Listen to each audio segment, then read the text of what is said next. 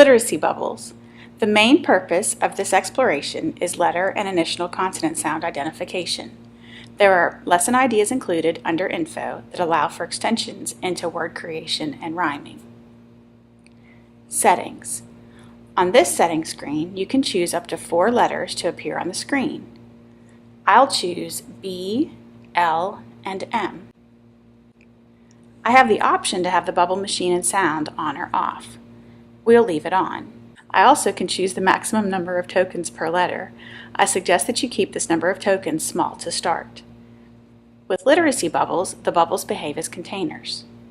If I place a letter or an object into a bubble, that bubble becomes connected to that letter or object. For example, this is now a B bubble.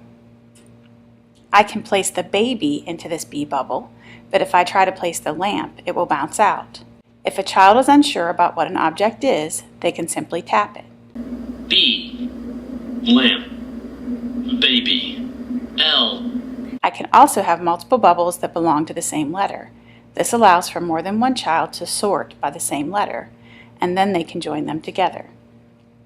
Penelope can be used when children complete their sorting. Pop the bubbles and start again.